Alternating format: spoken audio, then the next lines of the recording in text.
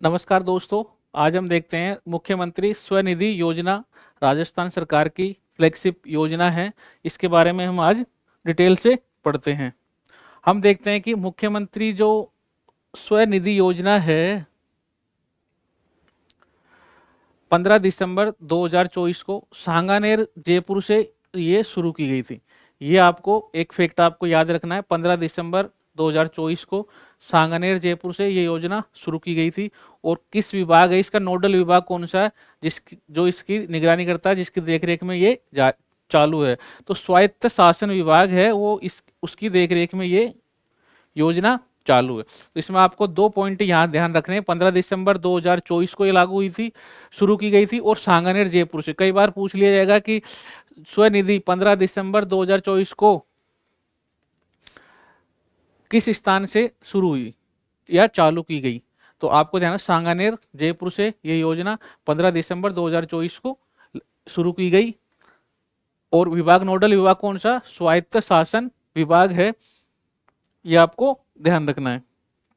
अब हम देखते हैं कि इसके उद्देश्य क्या है। उद्देश्य क्या है, तो ये उद्देश्य ये है कि शहरी क्षेत्र के जरूरतमंद एवं असहाय परिवारों को सुलभ ऋण उपलब्ध कराने, यानी आसानी से जो सिटी है, शहरी एरिया है, नगरीय क्षेत्र है, उसमें जो शहरी क्षेत्र में जरूरतमंद और असहाय परिवार है, गरीब परिवार कह सकते हो, आर्थिक रूप से निम्न वर्गीय परिवार कह सकते हो, तो ऐसे परिवार जो कुछ उद्योग या कुछ उनको पैसे की आवश्यकता है और उनको पैसा नहीं मिल रहा है, तो ये बिल्कुल आसान तरीके से ऋण उपलब्ध करवाएगा। ये इसकी एक तो पहला उद्देश्य ये है।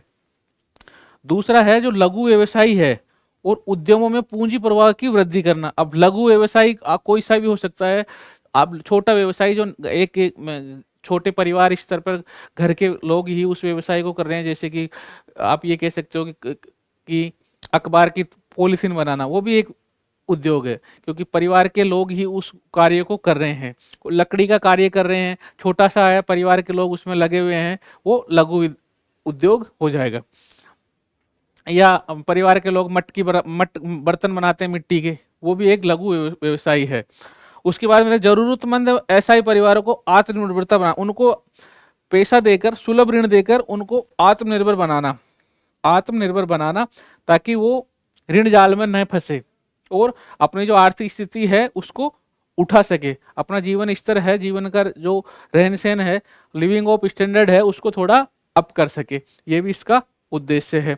वित्तीय समावेशन, वित्तीय समावेशन का मतलब यही है कि अधिक से अधिक लोगों को बैंक से जोड़ना और बैंक के माध्यम से छोटे छोटे ऋण उपलब्ध करवाना, उनकी जो बचत है उसको बैंक में जमा करवाना, ये वित्तीय समावेशन है। तो वित्तीय समावेशन का भी इसका एक उद्देश्य है। हम देखते हैं लाभार्थी। लाभार्थी परिवार कौन कौन से हो सकते हैं कि जरूरतमंद एवं असहाय परिवार से संबंध असंगठित सेवा क्षेत्र के श्रमिक, जैसे गिग वर्कर हो सकते हैं, ट्रांसपोर्ट वर्कर हो सकते हैं, उसके बाद में डोमेस्टिक वर्कर हो सकते हैं, भवन निर्माण श्रमिक हो सकते हैं, हॉकर्स, वेस्ट वर्कर, रेग पीकर और दस्तकार।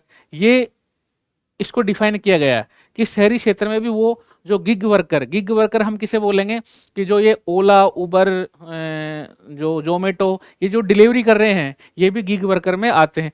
ट्रांसपोर्ट पे जो काम कर रहे हैं, जो भवन निर्माण का काम कर रहे हैं, हॉकर्स है, दस्तकार है, दरिया काम कर रहे हैं, छोटा छोटा काम करने वाले, कोई लकड़ी का छोटा काम कर रहे हैं, तो छोटे छोटे जो उद्योग है, छोटे छोटे उद्योगों में काम कर रहे हैं या दिहाड़ी मजदूरी पे काम कर रहे हैं, उनको इसमें शामिल, शहरी क्षेत्र में उनको शामिल किया गया है। स्थानीय निकाय, श्रम विभाग, लघु और मध्यम उद्योग विभाग। अब इसमें एक और बोला है कि जो स्थानीय निकाय है वो ले लो आप, श्रम विभाग है, लघु एवं मध्यम उद्योग है, उनसे कोई लाइसेंस प्राप्त है, इन विभागों से यदि किसी ने लाइसेंस ले रखा है, कोई एक्सपीरियंस ले रखा है, तो उन व्यक्ति को भी इसमें प्रायोरिटी दी जाएगी, उनको भी इसमें शामिल किया जाएगा, उनको भी सुलभ ऋण उपलब्ध कराया जाएगा। ये इस तरह निकाय पे आपने कोई एक्सपीरियंस ले रखा है, आपने कोई 2 महीने का, 1 महीने का, 6 महीने का, ऐसा वर्क एक्सपीरियंस ले रखा हो और सर्टिफिकेट प्राप्त किया हो, श्रम विभाग से किया हो, लघु एवं मध्यम उद्योग में कार्य कर कर ऐसा आपने प्रमाण पत्र प्राप्त किया हो, तो ऐसे व्यक्तियों को भी इसमें शामिल किया गया है। अब हम देखेंगे 18 से 60 साल की इसकी एज है, 18 से 60 साल के व्यक्ति को इसमें शामिल किया गया है। काफ़ी इंपॉर्टेंट फैक्ट है, ये आपको ध्यान रखना है। वो एग्जाम में 18 से 60 की जगह 18 से 40 कर देगा तो ये गलत हो जाएगा। आवेदक के पास स्थानीय शहरी क्षेत्र सिटी में जो रह रहा है उसके जन आधार कार्ड होना अनिवार्य है, और अभ्यर्थी के पास संबंधित विभाग द्वारा जारी अनुज्ञा पत्र भी, जो अनुज्ञा पत्र है वो भी इसमें, जैसे कि मैं अभी डिस्कस किया है कि कोई आपने किसी श्रम विभाग से कोई प्रमाण पत्र प्राप्त किया हो किसी स्पेशल क्षेत्र में कार्य कर कर, तो यदि वो पत्र है आपका तो वो इसमें बेनिफिट होगा। आपको ये ध्यान रखना है, एज 18 से 60 साल इसमें व्यक्ति को शामिल किया गया है, और स्थानीय जो नगरीय क्षेत्र है उसमें रह रहा है तो उसका जनाधार स्थानीय शहरी क्षेत्र का होना आवश्यक है, ये आपको ध्यान रखना है। फिर इसमें क्या है कि इस योजना के अंदर बिना किसी गारंटी के, आपको कोई भी गारंटर की आवश्यकता नहीं है, ये फैक्ट है इसमें। ये एग्जाम में आपको वो बोल देगा कि इसमें किसी गारंटी देने की आवश्यकता है, तो गारंटर की आवश्यकता नहीं है। और 3 चरणों में 80,000 रुपये दिए जाएंगे, ये इंपॉर्टेंट है, महत्वपूर्ण है। 3 चरणों में, पहले चरण में आपको 10,000 रुपये दिए जाएंगे। कितना दिए जाएंगे? 10,000 रुपये, और वो भी 12 महीने के लिए दिए जाएंगे अवधि। अब आपको 10,000 रुपये दिया, और आप 10,000 रुपये प्राप्त करने के बाद में 12 महीने के अंदर आपने वो जो 10,000 रुपये दिया आपने वो वापस समय पे वापस कर दिया, तो आपकी राशि बढ़ाकर 20,000 कर दी जाएगी, और 20,000 18 महीने के लिए दी जाएंगी। सेम वही प्रोसेस, टाइम पर आपने जमा कराया तो तीसरे चरण में आपको 50,000 रुपये दिए जाएंगे, और ये राशि 36 महीने यानी 3 साल के लिए आपको ये राशि दी जाएगी। फिर 3 साल में आप आराम से जमा कराना, ये सरकार का प्रोसेस है।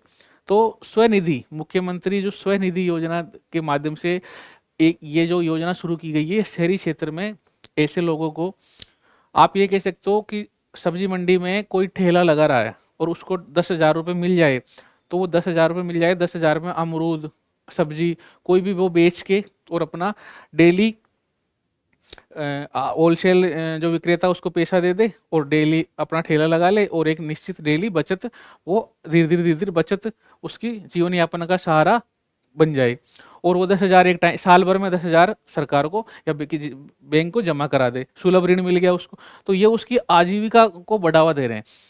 तो इस प्रकार 10,000 आपने जमा करा दिया टाइम पे, फिर आपको 20,000 दे देंगे, फिर आप थोड़ा अपना बिजनेस और बढ़ा लो। जब 20,000 आपने 18 महीने जमा करा दिए, अब आपको 50,000 दे दी।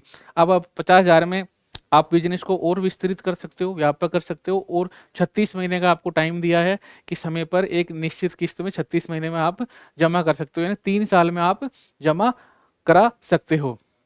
तो ये आपको 3 चरण ध्यान रखना है, 10,000, 10,000, उसके बाद में 20,000 18 महीने के लिए, उसके बाद में 50,000 36 महीने के लिए। ये मंथ भी आपको ध्यान रखना है, ये 36 मंथ है तो 3 साल लिख देगा, तो 36 महीने और 3 साल में कोई अंतर नहीं है, बिल्कुल सही माना जाएगा। ये 18 महीने 1.5 साल होगी, और ये 12 महीने का मतलब है 1 साल।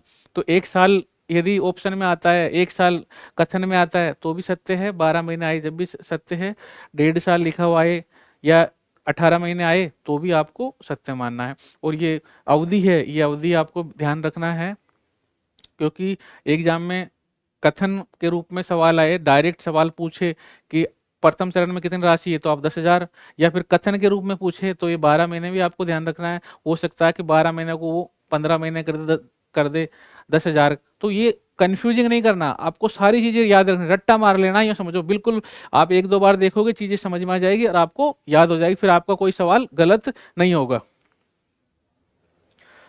अब इसमें ये देखो कि समय पर ऋण भुगतान करने वाले को सरकार 7% अनुदान दे रही है। अब इसमें यह है, मैं आपको समझाऊं कि यदि आपको 50,000 रुपये दिए और 50,000 रुपये आपने एक टाइम पर 3 साल में जमा करा दिए 50,000, तो अब आपको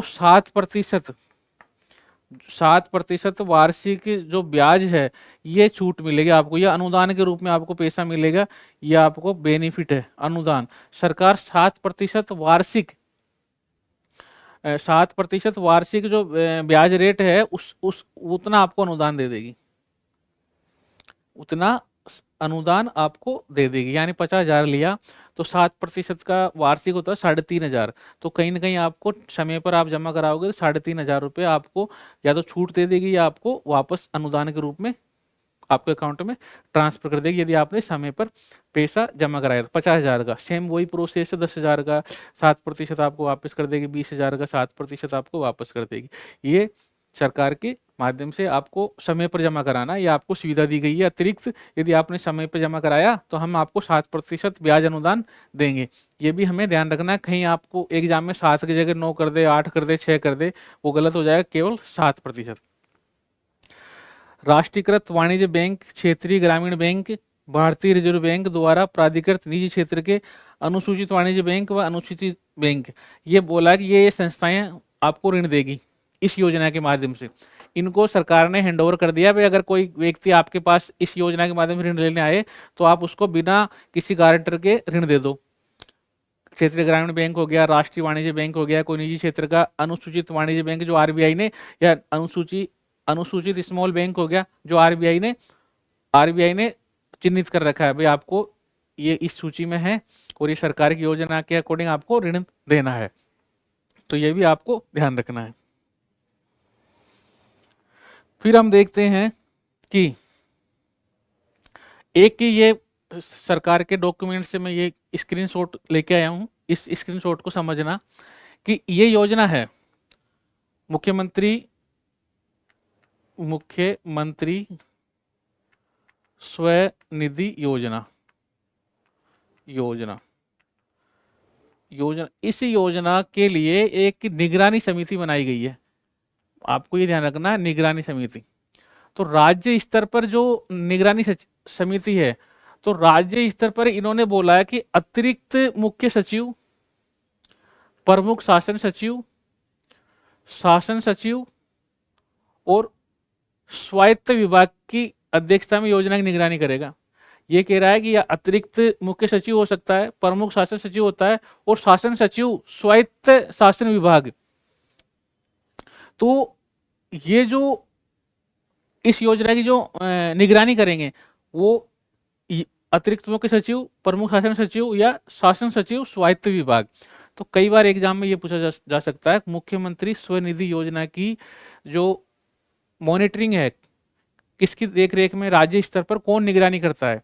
तो मुख्यमंत्री दे देगा, जिला कलेक्टर दे देगा। तो ये आपको ध्यान रखना है, ये जो सरकार के गजट से, जो सरकार के जो डॉक्यूमेंट है वहाँ से मैं इसका स्क्रीनशॉट लेके आया हूँ, और उसमें कौन कौन से हो सकते हैं ये भी आपको दिया है।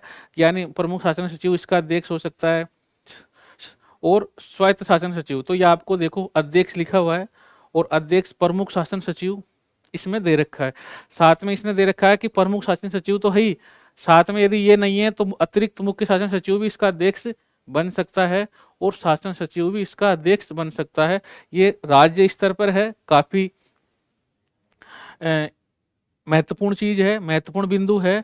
सरकार की गजट से मैं इसका स्क्रीनशॉट लेकर आया हूँ, ये आपको ध्यान रखना है कि मुख्यमंत्री स्वनिधि योजना की निगरानी समिति राज्य स्तर पर कौन करता है, तो प्रमुख शासन सचिव स्वायत्त विभाग। कौन करेगा? स्वायत्त शासन विभाग। ये आपको ध्यान रखना है, काफी इंपॉर्टेंट है। इसके आप स्टार 1 क्या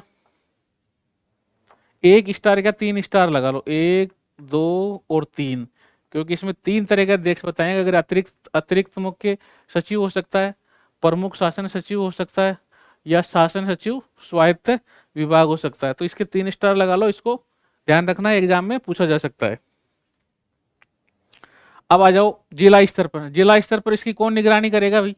तो जिला स्तर पर जिला कलेक्टर करेगा, ये आपको ध्यान रखना है।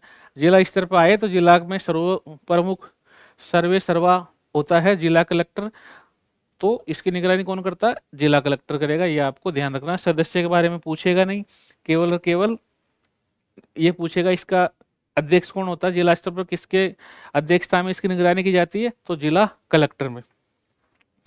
तो हमने देखा आज कि शहरी क्षेत्र में जो दिहाड़ी मजदूरी करने वाले लघु उद्योग हैं उनके लिए एक इसने तीन चरण में लोन देने की बात की गई है और 18 से 60 साल की बात की गई है। एज ग्रुप शहरी क्षेत्र में होना चाहिए, शहरी क्षेत्र का आधार कार्ड होना चाहिए। उस 3 चरण है, तो पहला चरण में उन्होंने बोला 10,000 हम देंगे, 10,000 देंगे, लेकिन इसको 12 महीने में टाइम पे जमा करा दोगे। तो दूसरे चरण में आपको 20,000 दे देंगे, और यदि आपने दूसरे चरण में 18 महीने में जमा करा दिए तो फिर आपको तीसरे चरण के लिए एलिजिबल कर देंगे, फिर आप 50,000 दे देंगे, 50,000 आपको दे देंगे। और ये देंगे 3 साल के लिए आपको 36 महीने के लिए। और यदि आप टाइम पे जमा कराते रहे तो 7% का जो ब्याज अनुदान है, ये ब्याज अनुदान है, इसमें आपको छूट दे देंगे, आपको अनुदान दे देंगे, ब्याज अनुदान दे देंगे।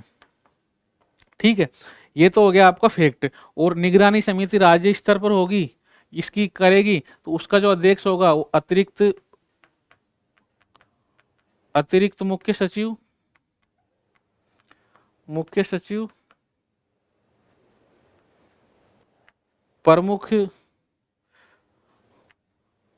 प्रमुख शासन सचिव, ये राज्य स्तर पर, और या फिर शासन सचिव स्वायत्त विभाग, शासन सचिव स्वायत्त विभाग, ये राज्य स्तर पर इसकी निगरानी करेंगे। या तो इसका जो अध्यक्ष होगा निगरानी समिति का अतिरिक्त मुख्य सचिव हो सकता है, प्रमुख शासन सचिव हो सकता है, या शासन सचिव स्वायत्त हो सकता है। यदि डिस्ट्रिक्ट लेवल पर बात करते हैं, यदि जिला स्तर पर बात करते हैं इसकी निगरानी करने के लिए, तो केवल जिला कलेक्टर होगा, जिला कलेक्टर की